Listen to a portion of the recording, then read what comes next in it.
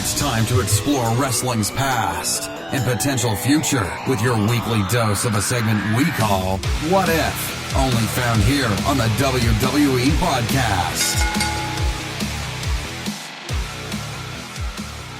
Welcome to the What If segment for the week. Anthony DeMarco joins me once again. And tonight we are going to talk about an individual that I don't believe we have ever talked about here on the show. And that is Mr. Dean Ambrose, now lovingly known as Jon Moxley in AEW and other promotions.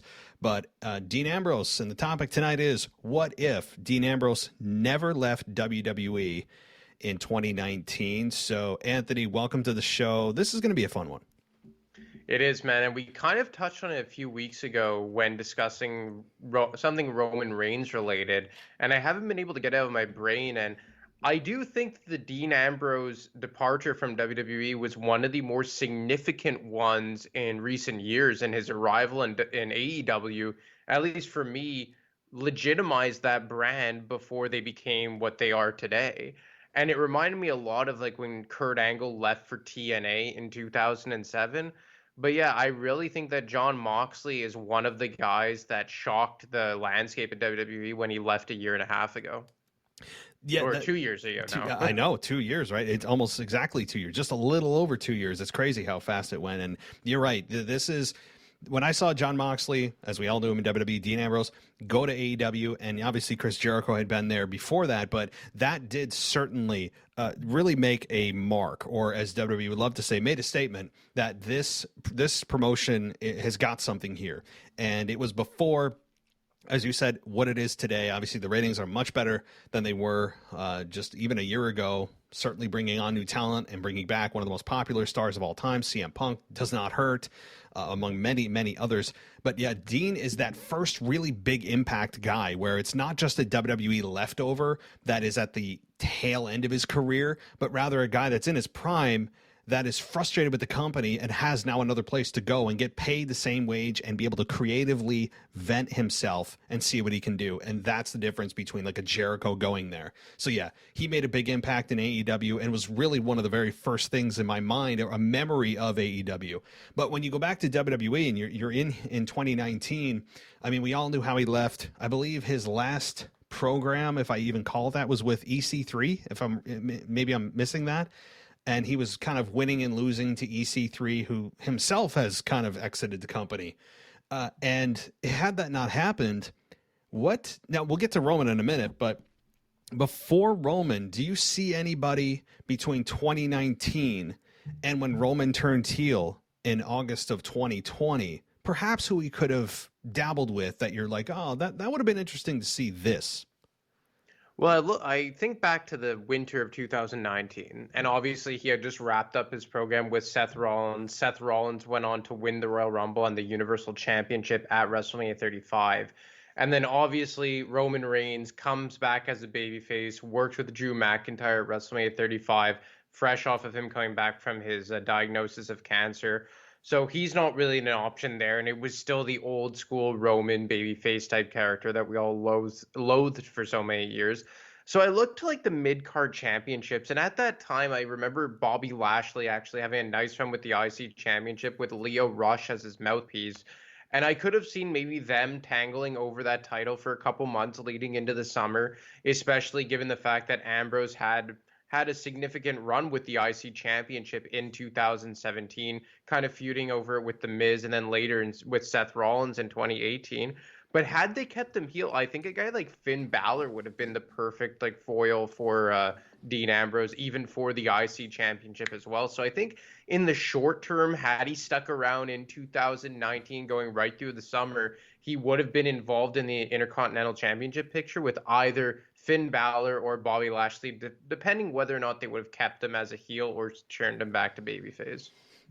Those are definitely some likely opponents, and where they feel, or where I felt WWE positioned Dean the most of his career was kind of in that upper mid-card area where he would occasionally touch the main event, never really get to that top tier even though he was WWE champion for, you know, a brief moment, wearing silly hats and doing all the just comedic garbage that Dean has outlined many times about the part that he hated about it, which was Vince McMahon, and of course implementing that. But yeah, he could have certainly worked with Finn Balor. I even think that he could have worked with Edge upon his return. I know they went right to Randy Orton and Edge debuted or re-debuted in the Rumble of 2020, right before COVID hit. Now, again, if Randy Orton was not a part of the equation, I think Dean Ambrose and Edge could have had a little bit of a scuffle for a while.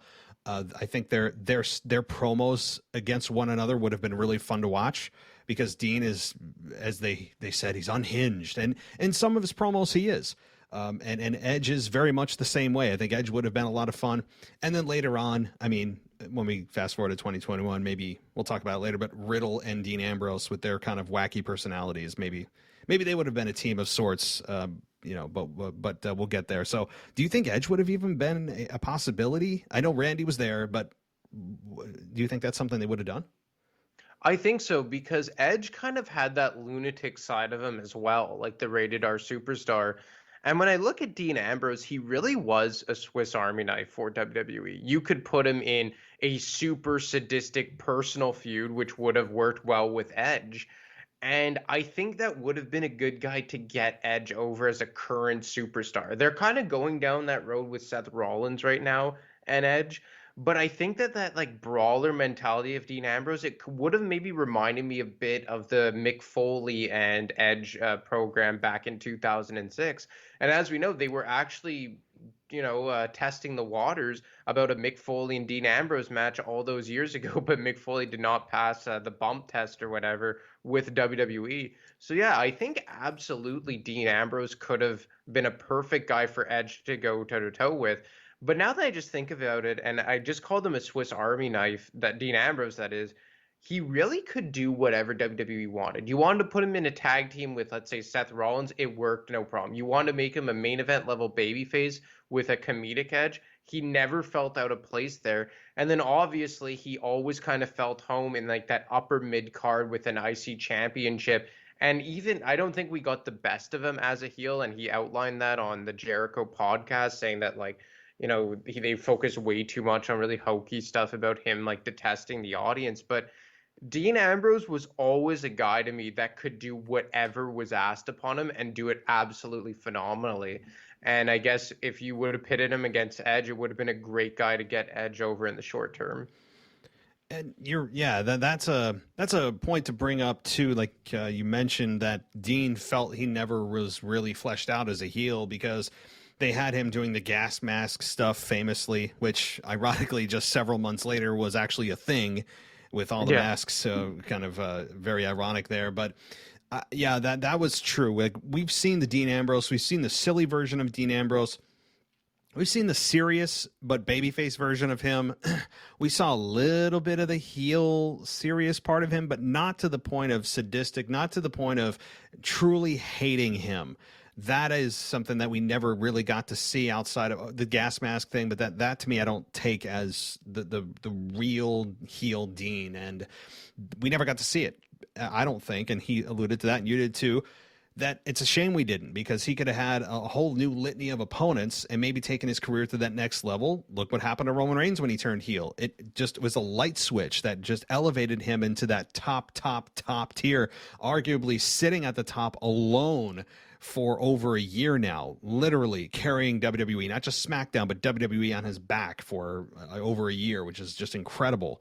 And credit to Roman there, and creative, honestly. But yeah, it's a bit of a shame there, but let's move forward. And as we get into 2020, of course, the pandemic hits. March of 2020, all of our lives are turned on our heads. We're in the Performance Center. They're in silence wrestling, which is still hurts me to think about.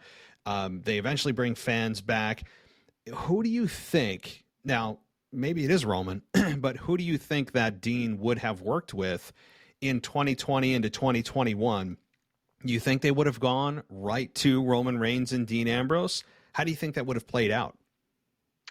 Well, here's the thing. I think back to early 2020, and we're assuming everything else is equal, correct? Yes, everything else. So So Roman walks away, who was scheduled to win the Universal Championship at WrestleMania 36. They all kind of mesh into one now. It's so weird, but they ultimately go with Braun Strowman, who was ultimately just the placeholder, right, for Roman until he got back, and quite literally a week after Roman returned, he got the Universal Championship. So I think you would have seen Dean over on SmackDown carrying that title and being the placeholder for Roman Reigns instead of Braun Strowman. And I think Dean Ambrose would have probably defeated Goldberg at WrestleMania 36. He probably would have had a short program with The Miz like Braun Strowman did. And he probably would have eventually collided with The Fiend. And Bray Wyatt and Dean Ambrose had a short feud, I believe, in 2015 that started at Hell in a Cell when Bray Wyatt interfered in the Ambrose and Rollins match. So they could have drawn off of their past history. So I do think, like you said, that he would have eventually got to Roman, but we'll save that for a bit farther down the line in this show. But I really think that in 2020, in the performance slash Thunderdome era, you would have seen The Fiend versus Dean Ambrose as one of the premier programs on SmackDown in the absence of Roman Reigns. And hey, maybe we would have seen him go against Braun Strowman too, but I really think that Braun Strowman benefited from a guy like Dean Ambrose still not being around. Definitely. Yeah. Like when I look at The Fiend, it would have been a perfect combination. Now, this is, as you said, assuming everything is equal, and you also have a Dean Ambrose that is what we hoped he would be, what he could be, and that is just this either sadistic babyface or heel. I mean, honestly, he could be sadistic and play either, depending on who his opponent is. And The Fiend, I guess we never really knew which side of the aisle he landed on. I mean, he got cheered because he's so damn cool, and it was so unique, and it was so fresh, and so just encapsulating. His character was, especially when he debuted, just everybody was talking about it. So we never really knew what The Fiend was. There was never a definition of, and there was never a clear-cut decision of who he was. And that means that Dean could have played either, and it wouldn't really have mattered too much. So Dean versus The Fiend. Now, I think The Fiend probably would have beaten him. I think The Fiend was really untouchable during that time before he obviously left the company. But certainly Dean Ambrose versus Bray Wyatt, maybe they could have had some cinematic matches. There would have been a lot of that cinematic stuff going on with Dean and Bray. And I have no doubt that it would have been infuriating to me. Some of you guys love that cinematic stuff. It's just not my cup of tea. But with Dean Ambrose there, and obviously Bray Wyatt in the mix, and like I said, Braun Strowman would have crossed paths with Dean Ambrose, I'm sure, a couple of times as well. Dean Ambrose and Bray and Bray Wyatt. I think you would have probably had a couple of triple threats with those three. You could have had a triple threat for the Universal Championship, but to your point, I think that we had a placeholder Universal Champion in Braun Strowman that was nothing more than a stand-in to try to send the crowd home happy, having Goldberg be defeated and having Braun win that championship. But Dean could have at least challenged for it over the pandemic era. I'm sure he would have challenged. Do I think that Dean would have ultimately overcome and become Universal Champion or WWE Champion for that matter? Probably not. I don't think they ever viewed Dean in that position. That's the problem I have. Not that you or I don't, or the people listening don't, but rather Vince McMahon never seemed to catch on to the idea that Dean could be your top guy and not just transitional champion. So that said, all else equal, I don't believe that Dean Ambrose would have, in Vince McMahon's mind, been a guy to carry the championship, but he would have been a contender, and he could have put on some great matches. So do you think he would have reached the top? I mean, I don't think he would have reached the top if Roman was around, but I do think that they would have viewed him more as a champion than Braun Strowman, because they had tried him once before, and obviously his reign only lasted like a handful of months, and he quickly dropped it to AJ Styles at a B-level pay-per-view. I believe it was Backlash in 2016, a SmackDown brand exclusive pay-per-view to boot. But I mean, I really never understood why they didn't have trust in Dean Ambrose. Like, when they brought back the brand extension in the summer of 2016, he was SmackDown's first selection, and he brought the WWE Championship to SmackDown. And that's crazy to think because the other guys that got drafted to SmackDown, John Cena, AJ Styles, Bray Wyatt, Randy Orton, like that was a pretty star-studded roster that they threw over to SmackDown Live when they first started going live in the summer of 2016. And Dean was kind of like the highlight of that class and bringing the most prestigious championship over there. So I guess a two-part question for you. Do you think that they would have maybe drawn off that and given him one more chance in the absence of Roman Reigns? And how did you like him being kind of the face of SmackDown in the early days of SmackDown Live?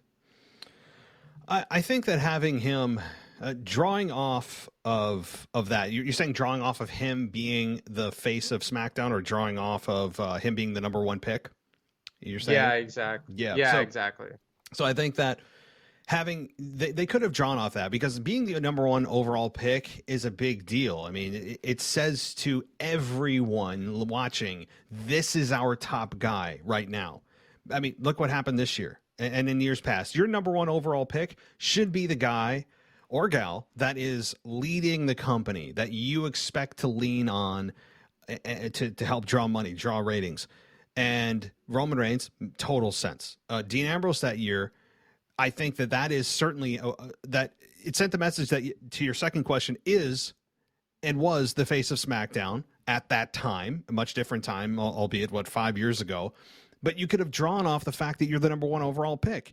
And yeah, he was a babyface at the time, but you could have drawn, and he could have said that, look, I'm the number one. I was the number one overall pick.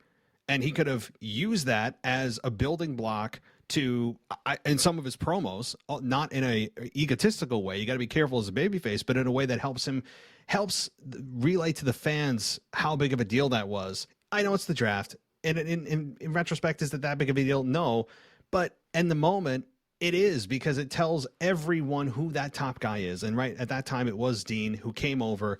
Unfortunately, they made him kind of a side comedy act. If I'm not mistaken, I think he was doing some just silly backstage comedy. Yeah, as WWE champion, it was bad, and no credit or no fault of Dean's. And Dean, I know, alluded to it in Jericho's podcast. It's the exact opposite that you'd want to see. But now we're seeing it with Big E. I mean, Big E is that champion now on Raw.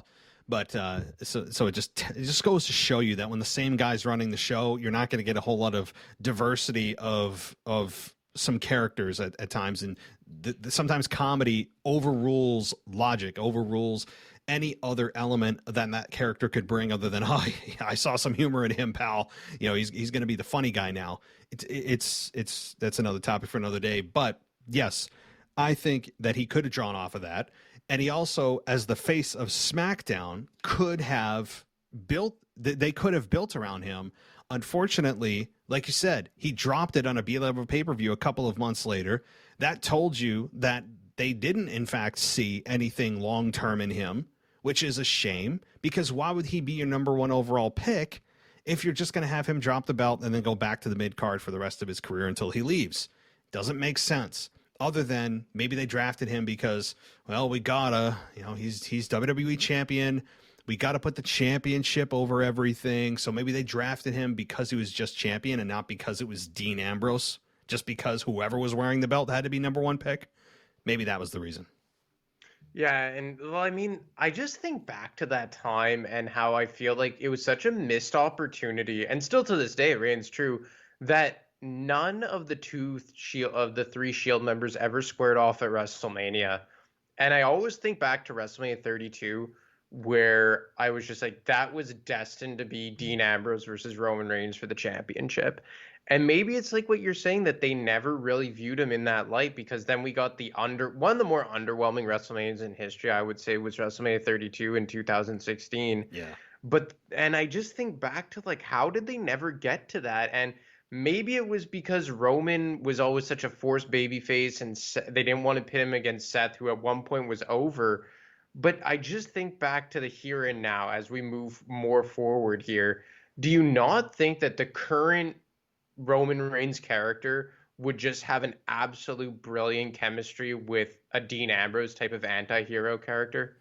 Oh, it'd be so much fun, especially at this point in their careers. If everything's equal, and we look at Roman, he's the exact same guy he was, even if Dean was there, and say Dean is the guy that we know now. except in WWE, this would be so much fun because the promos would be better. Roman has gotten infinitely better at promos, better at presence. He is the guy. Yet Dean Ambrose, at this point in his career, is a much more confident and like three-dimensional character. He's really good in the ring. They're both extremely physical. They've got a massive history to play on with the Shield and the breakup of the Shield and a lot of their battles over the years. This would be a lot of fun to watch. The promos between these two, the face-offs, the realism that Dean Ambrose brought, that to me was also something that was, I think, overlooked a lot of times. He was, I think, out of the three, the most believable guy. He didn't look like he was playing a part. I mean, I always felt that he was just authentic, even over Seth especially in the beginning of the Shield. But the face-offs, the promos, this would be so much fun right now. Ultimately, I do think still that Roman would go over because I honestly don't know who the hell is going to take over Roman Reigns. It does not even seem like they're building anyone up to take out Roman right now.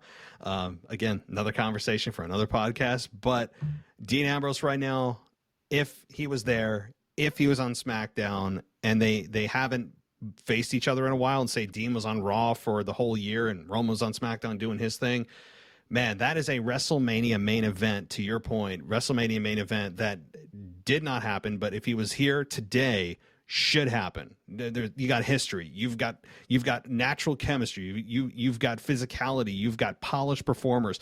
They check all the damn boxes you would want for a WrestleMania main event. So yes, I believe that they could make and should make, if Dean was here, a WrestleMania main event between Dean Ambrose and Roman Reigns.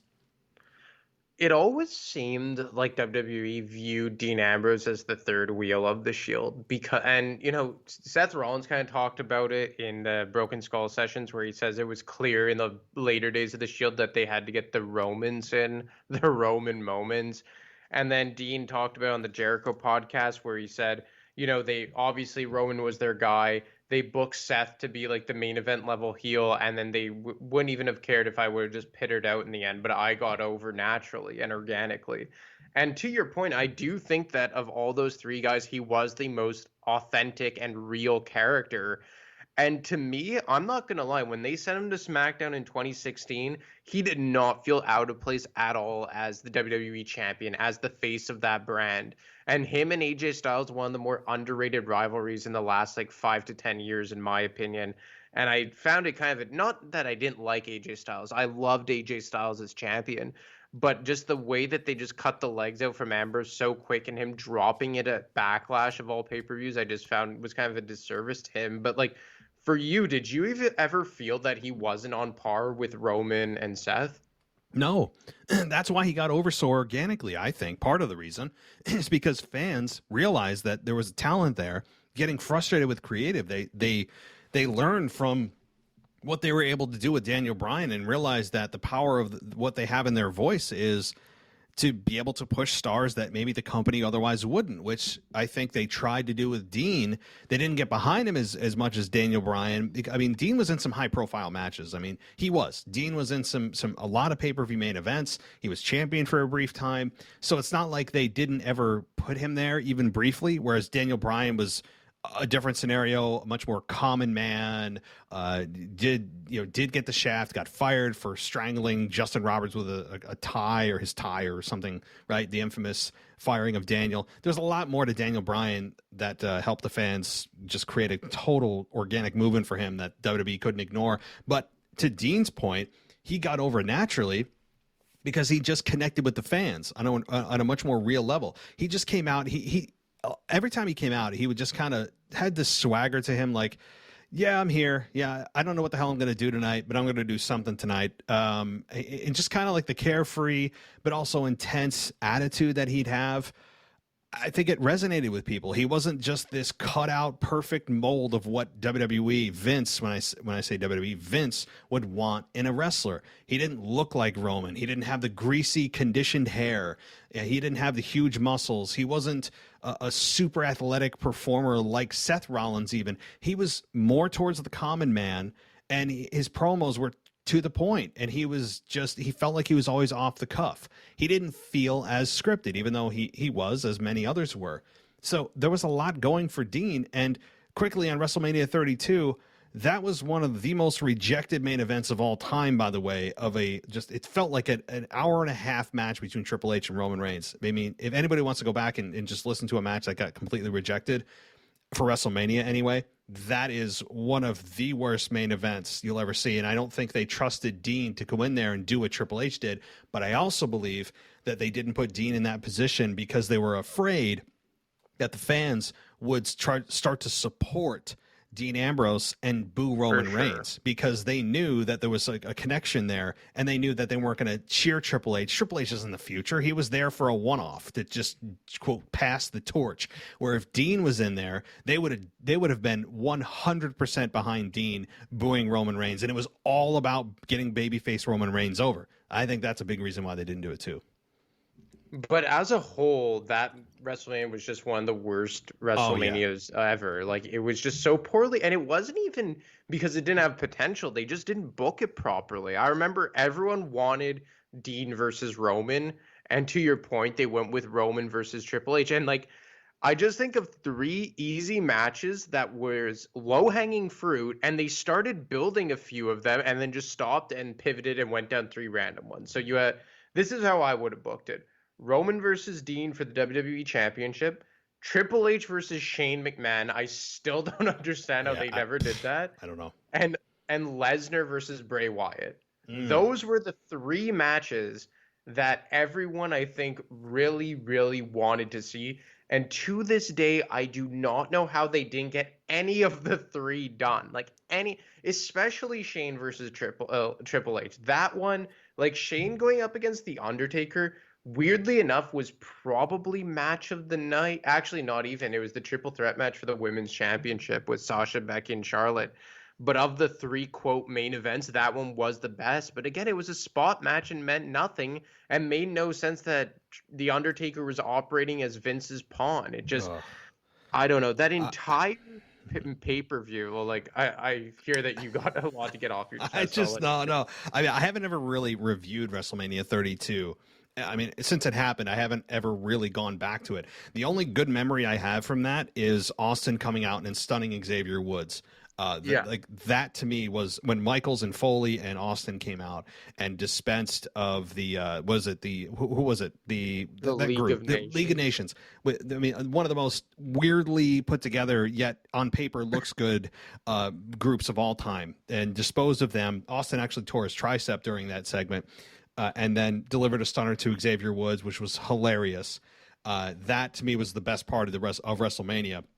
But I mean, how the hell Lesnar and Bray Wyatt never crossed paths doesn't make a damn bit of sense. They almost did. I believe it was, again, Roadblock, I think, when Lesnar went against, it might have been the pay-per-view before or the year before, but there was Roadblock where Dean and Triple H challenged each other in a match for the WWE Championship. Dean almost won that match. And then it was Bray Wyatt and the Wyatt family versus Brock Lesnar, but yet Bray Wyatt wasn't a part of the match. Lesnar never was able to get his hands on Bray Wyatt, so he just took out Eric Rowan and Luke Harper, and there was just a moment of them staring at each other, yet never actually getting in the ring. That was a damn shame. But I would have loved to have seen, of course, Bray Wyatt, The Fiend versus Lesnar. That would have been, I think, obviously moving forward many years, but at that time, how the hell that never happened, I don't know. You got a Undertaker and Bray Wyatt match out of it at WrestleMania 31, I believe it was. So I have no idea how that didn't happen. Shane McMahon and Undertaker, let me just say this, and then I'll try to get back on track. I remember when Vince McMahon came out there and he's announcing that Shane's going to face The Undertaker. I'm like, why does Undertaker have to do what you say? Why does Undertaker, the guy that comes back and calls his own shot, suddenly the guy that's just going to say, yes, sir, I'm going to take out Shane McMahon? Why? What is in the cards for Taker? What does he have left to prove? And why is he suddenly aligning himself with Vince McMahon? Doesn't make any sense at all. And why we're supposed to believe that Shane McMahon can hold his own against an absolute legend, one of the best, if not the best to ever do it, is just mind-blowing. I mean, Shane can take bumps. We know that. But why we're supposed to believe that after all these years, Shane comes back and is supposed to be able to go toe-to-toe and be competitive with The Undertaker in a match that was literally just thrown together, and somebody mentioned it probably in a board meeting or a creative meeting and said, you know what, Vince, Shane should go against Taker. It doesn't make any sense. I understand it was a decent match, but so many levels didn't make sense in that. So I know we gotta get back on the Dean Ambrose train, but quickly, I just, for whatever reason, when Shane's music hit that first night on Raw, I think it was like Valentine's Day or something. That it was the Monday Night Raw right after Elimination Chamber, I think, and then he comes back and says he wants control of Monday Night Raw.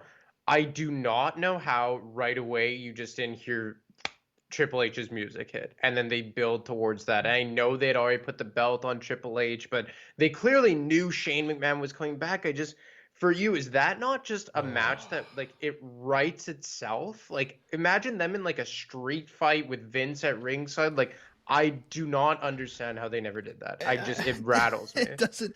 There's absolutely no excuse for that. I mean, I understand it'd be a one-off. That's fine. It doesn't have to. Every match doesn't always, especially at WrestleMania, have to be about building that next guy to stardom. I mean, that's what WrestleMania is about. Most of them like are. Batista, Triple H. Yeah. A lot of them are spectacles or attraction matches, and that's fine. They don't have to be a means to an end. It can just be in and of itself in a vacuum. This match is happening, and then it's going away. These two guys are going away. That's fine. But how this story never happened, it doesn't make any sense. The story is right there. It would have been. They have years, decades of material to be able to pull back from, all the way back to 1998, 1999, when they had the corporation. Triple H and Shane McMahon were aligned. Stephanie was there. I mean, you could bring even Stephanie into this whole thing. Shane could come back with a grudge. And I mean, there's just so much, and it's so infuriating that it never happened. I understand the match may not have been 5-star, but Shane can hold his own. That's fine. Triple H at that point still could have a decent match. And the story would have been off the charts. And there's no lack of material to be able to pull from, and video packages they could have put together from 15, 20 years ago. It's a crime that this never happened. So I guess trying to get back on track here with Dean Ambrose, and I think we've established that he would have been a SmackDown guy. He's always just screamed SmackDown to me. Would you not agree with that? Oh, yes. So, like, let's say you plop him in the product right here, right now.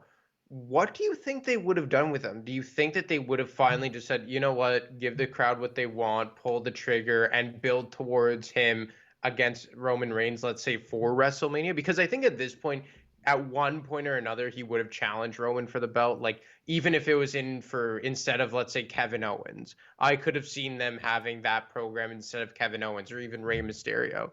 So I don't think that would have been ever in question, that he would have at least gotten a match or two against Roman. But do you think they would have finally just acknowledged, no pun intended, what the crowd wanted and booked Roman versus Dean as a WrestleMania main event maybe this year? Or do you think ultimately they would have just kept going with guys like Brock or probably The Rock for the big time main events? Ooh, that's a loaded ass question. Okay, because there's so many what ifs, pun intended, for this name of the show, but there really are. There's so many things that, again, I'm assuming everything's equal right now, but if they're going to go with, okay, if the story is, let me simplify this. If the story is that they do want to get to Roman versus Dean at this year's WrestleMania in Dallas, they just throw him in, say next Friday night, boom, Dean Ambrose music hits, he comes back. They easily and should go right to facing off against Roman. Now, I'm not saying they should immediately have their match. We can have Roman dodge him for many months, and then he gets sidetracked into another program, but at least have that image. And then Dean gets sidetracked for a couple of months, and then they go back to it around Rumble, or maybe even right after the Rumble. And because I don't think you can build it from now until April. I mean, people would get bored of it. They'd be like, I'm done with this. It's over. Like, can we move on? But at least there's that initial, whoa, what's going on here? And then each gets sidetracked into their own programs. But I would also, if I'm WWE, listen to the reaction very carefully, because that's ultimately what it's all about, as they tell us many times, is how is the crowd reacting to Dean? Is it at the level that we expect it to be at to put him in this main event with Roman? Maybe the fans are not as interested as we may think they are. Maybe they're not. I mean, who knows? I think there'd be a really good pop. Do I think it'd be CM Punk returning to wrestling after 7 years, like on August 20th? on Dynamite hot? Probably not, but it would be, I think, a very, very big pop. And it would just, you would have to monitor that to see if the chemistry is still there, to see if, again, the crowd reaction is where they want it to be and continues to be over the coming months.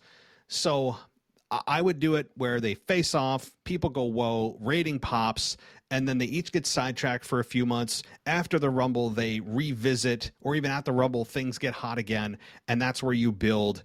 Maybe even Dean wins the Rumble, and then you build to a Roman Reigns versus Dean Ambrose main event at this year's WrestleMania, and then they can go wild with video packages and promos and things like that. That's how I would do it. I still can't believe we've never seen like a Shield member versus Shield member in a WrestleMania match. It doesn't make sense in my mind. But I guess as we begin to close it out here, and this comment that I'm about to say could apply to a lot of wrestlers, and another guy jumps to my mind is Luke Harper. But do you think Dean Ambrose is the biggest missed opportunity WWE has seen in the last decade? Oh boy, that's like a whole maybe other show. Bray Wyatt. But... Yeah, Bray Wyatt. I mean, Luke Harper, of course. Wow. Yeah, I mean, I really would have to say that Dean Ambrose. They did get a lot out of him. Would I say he is the single most misused or underutilized talent that WWE's ever had that they could have got more out of? I'd say he's in the top 5. I don't know if he's the number 1. There's a lot of guys on that list. There's a lot of guys that WWE just decided to let go, and gals that they just decided to let go. And now they're in other promotions and doing very well for themselves, like Adam Cole. Ruby Soho, Ruby Riott. Now in AEW, there have been people that go over, and all of a sudden the crowd really gravitates to them, and you're wondering, did WWE really screw the pooch on that? Did they really just, basically shoot themselves in the foot with not being able to figure out how to get this talent over, and all of a sudden AEW can? I mean, that's the measuring stick we're using. But if I'm looking at this in terms of Dean Ambrose, is he the number 1 guy that they underutilized? It's hard to say he's the number 1, because he had matches against Brock Lesnar at WrestleMania, the infamous Brock Lesnar match. We know that. He was WWE champion for a little while. He had many main events. He was tag team champion, I don't know how many times, Intercontinental champion. He did have a decent run in WWE, and you could argue borderline Hall of Famer. As part of the Shield, he would definitely be inducted into the Shield Hall of Fame. I don't know about separately as an individual. So it's hard to say he's underutilized when you say he's also a Hall of Famer. But, see the argument there? I'm trying to, it's hard to say that. No, you're absolutely right. I guess it's just because I thought of him as even so much more. Like, I've always said that with the slight exception of possibly Evolution, the Shield is the most successful faction in the history of WWE, because all 3 members became main event level stars. Every single member, and albeit there was only 3, but they all just became absolute household names in the wrestling industry. But I don't feel like WWE ever used Dean Ambrose like they used Roman Reigns, as we know how much they've always loved him, or even Seth Rollins. Even he got his big babyface moment of winning the Rumble and going on to win the championship. And don't get me wrong, Dean had big matches, but his biggest match at WrestleMania will go down as one of the more infamous contests ever against Brock Lesnar.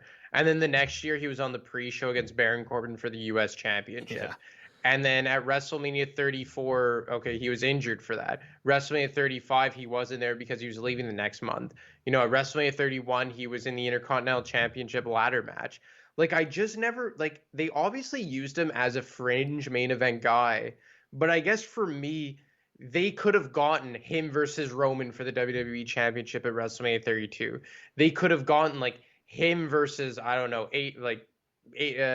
Bray Wyatt for the WWE Championship at WrestleMania 33, because the Randy Orton Bray Wyatt program at that time kind of blew up in their faces.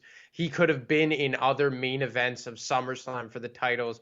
I still think that him and Seth's run against one another in late 2018 was really underwhelming because of how hokey his heel character was. So you're absolutely right. He is already a fringe Hall of Famer as is. So how do we really say that he was underutilized? but I just think the guy was a bona fide main eventer, and he was the main event level babyface they're still searching for. Like, okay, Drew has flirted with being that top level mainstay babyface. AJ Styles kind of did it as well. Now you still don't have anyone. I guess Brock is the top babyface, but like we have two big heels with Roman and Seth, and then you even have guys like Bobby Lashley and so on. But right now, it seems like the only baby faces that WWE has, aside from Drew McIntyre, are part timers like Goldberg, like Edge, like Brock, if The Rock comes back, as opposed to Dean, who to me was just like the best, I don't know, like double of Stone Cold Steve Austin that you could have had. Obviously, not on that level, even close to it, but he to me was an organic babyface that everyone liked, that could have held that position for 5 to 10 years and run parallel with Roman as the top level heel. So I guess that's why I say he is underutilized, because he was even so much more than the way they used him. No, I hear you. I mean, I don't think there's any question that he was underutilized by WWE and they did not get everything out of him. I think you and I agree with that. I think most people listening that watch Dean's career in WWE would say, yeah, like they definitely missed the boat on at least the nasty heel character, and to take him serious as a top babyface. And when he's a babyface, not just go to the comedy, but actually make him a relatable, just badass babyface. You can have both. Just because somebody's a top babyface doesn't mean they have to have a comedy element to them, and they took that to the extreme, and it really hurt. So, yeah, no question. We both agree that he was underutilized. But to say that he is the most underutilized guy in WWE it's hard to say that with a borderline Hall of Famer in terms of his singles career, but definitely a Hall of Famer when it comes to the Shield. How can you not induct the Shield? And at some point in our lives, albeit probably many years down the line, that group will be inducted. I know that he's in a different company now, and he spoke badly about WWE. Everybody comes back around at some point. Hogan did, Scott Hall did, Nash did. Everybody that said, oh, we'll never do it. They do. So that'll be happening at some point. So underutilized, absolutely. One of the most underutilized, hard to make that case. But certainly we did not get everything out of him that we could have, and it would have been a badass run. So, Anthony, so much fun tonight. I really enjoyed being able to talk about Dean Ambrose with you. And, obviously we did not cover everything that could have happened with Dean, but I think we got a lot of it out in the open there, and tried to keep our rants about WrestleMania 32 to a minimum. But boy, oh boy, that was a hell of that was a bad pay-per-view. That was a bad pay-per-view. And it was luckily before I started this podcast. So probably for the best for our listeners. We could probably do an entire show just on WrestleMania 32 Yeah. by the sounds of it. Oh, yeah, no doubt. But all right. Well, it's, as always, a great time. We will be back next week with our next genius what if, because they don't come from my brain. This is all, guys, this is all Anthony who comes up with this stuff. I actually have not come up with one in a while. So this is all credit to him. So we'll be in touch very soon, and looking forward to next week. Yeah, man. Can't wait to do this again in a week. All right. Have a good night. You too. Take care. Bye.